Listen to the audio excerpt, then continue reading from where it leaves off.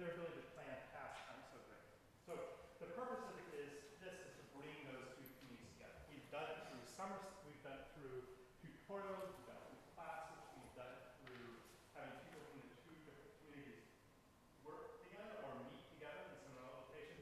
But really it comes down to actually rolling up your sleeves and controlling some robots together. And then that's very challenging, right? Because the amount of software you need and expertise at both the level of planning tasks and planning motions of receiving is just too much, right? So the purpose here is to bring you together. And we're giving you 15 tutorials and different techniques, really focused on planning, right? But some things on perception, right? As well, but particularly on planning from all different disciplines, right? From AI planning, from the robotics and controls community, right? But those are just kind of pieces you walk away with. What's really important is that we're providing you a set of afternoon labs, and hopefully you guys will work like crazy. Last year, people worked much longer than their hours, so we kind of opened up the hours.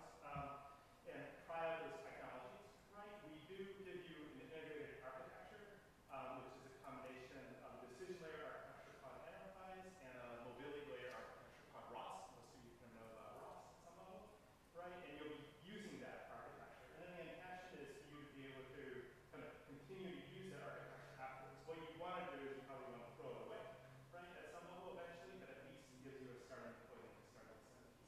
Okay. So again, welcome. So in this summer school, what we will do is we will have you take the view, right, that if you want to build robots that can think, that's what we mean by cognitive robots, right? And one question is, how do we program those robots? So we'll talk about dynamic programming languages, which are languages in which the execution kernels can reason on the fly, right, in order to help be robust and how to program at a higher level of abstraction. So there will be the theme of dynamic languages for programming robots. There's a wide variety of languages, but the language that you'll be using in the labs is one that we developed at RMTL. We'll talk extensively about different decision-making components, which is what I mentioned before. And that's what your morning and early afternoon tutorials will be about. And then finally, we'll talk about architectures and architectural principles for creating these robotic systems where you can articulate goals and then they adapt robustly. Okay, so those are the main three themes. The organizing committee, right? So Marlyse, Reeves, and Ashkan and Michael Williams put a tremendous effort into the organizing. Yeah, so actually, usually give candle applause at the end, but I'm going to actually do this at the beginning.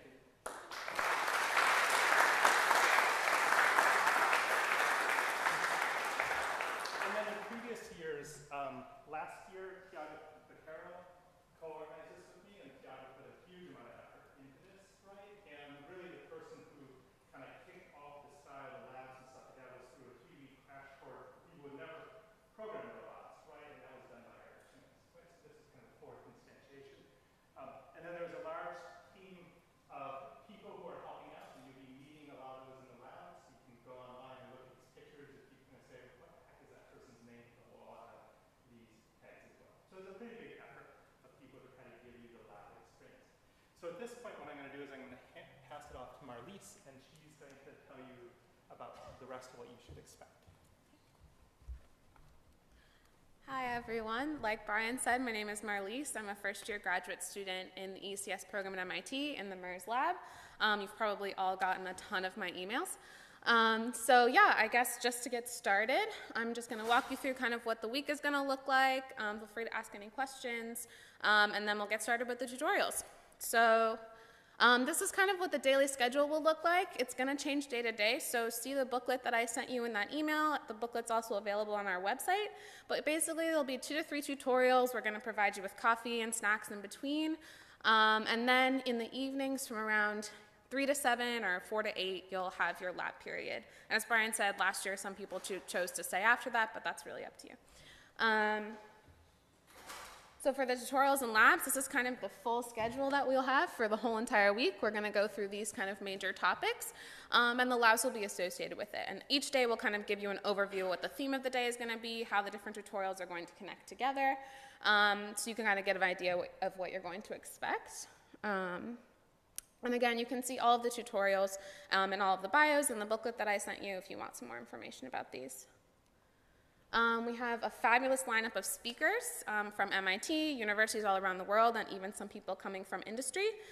So please take the time to interact with them. They're here to talk to you guys about their specialties, and I'm really excited to hear them talk as well. All of the tutorials are going to be recorded and live streamed, so later on, if you want to go back to it, they'll be available on our YouTube page, which you can also access through our website. So for the Cognitive Robotics Summer School, we're going to be focusing on an architecture that looks something like this, where we have like Brian was saying, a decision layer, which we call enterprise, sitting on top of a mobility layer. The decision layer is kind of made up of higher level activity planners, components for monitoring and executing, and also a dialogue and negotiation with the user who's using this, autonomous architecture. And underneath that, we have things like perception and localization, state estimation, motion planning, things that are directly communicating with the robots and controlling robot behaviors. This week, all of the labs will build up to a grand challenge, which you guys will be working on in your lab groups.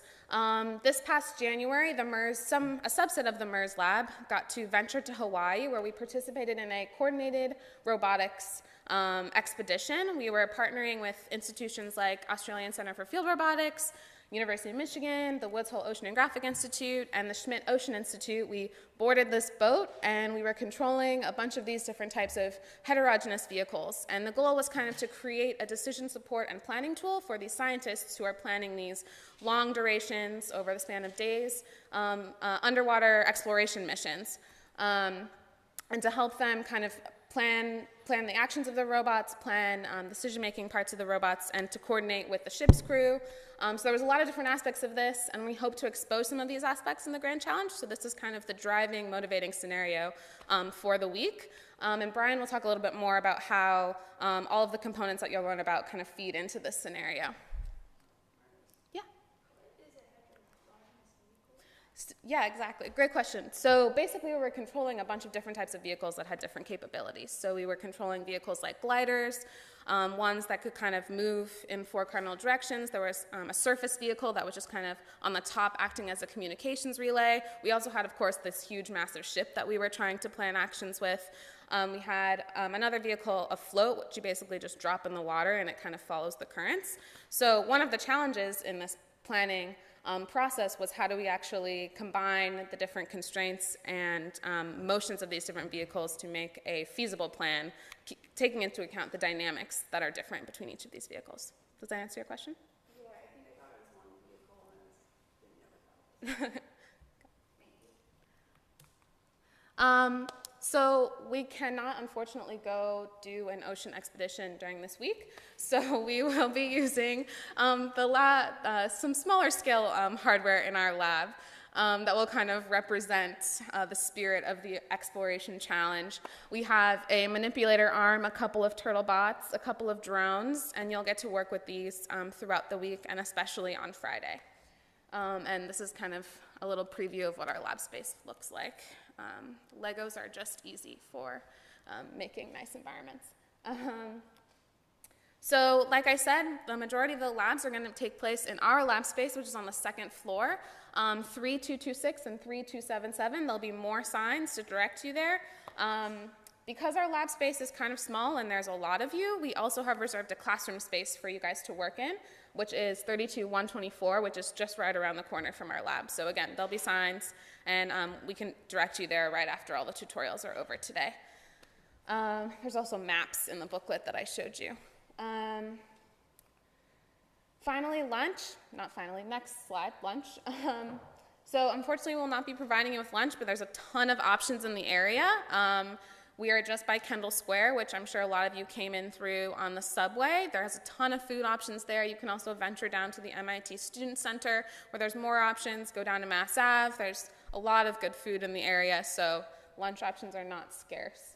And I encourage you to connect and interact with your peers here. Tomorrow we will be having a social dinner event. This is at a place called the Summer Shack, which is out in Alewife, so just on the red line if you keep going all the way out. We'll kind of go over in groups together on the red line.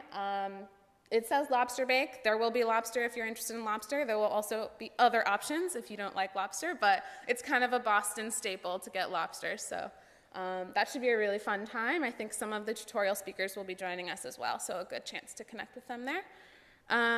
This is just kind of a map showing us how to get there. Quick walk to the red line. We'll take the red line out to Alewife, and a quick walk from the subway station there.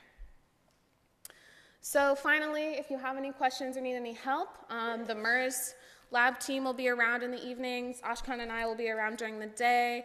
Just find someone wearing a tag that says MERS MIT.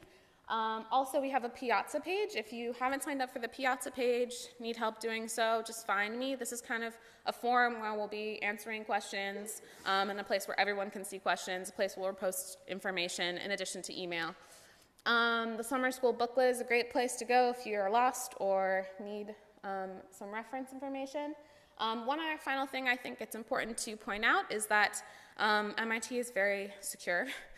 So a lot of the doors are going to lock in the evenings. So when you get put into your lab groups in the evenings, just remember that it'd be good to exchange phone numbers, Facebooks.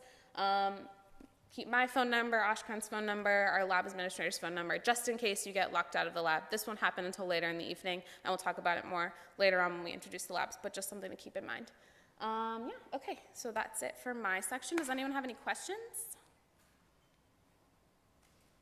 Okay, I will usually be out here if you have any questions, so just let me know. Thank you.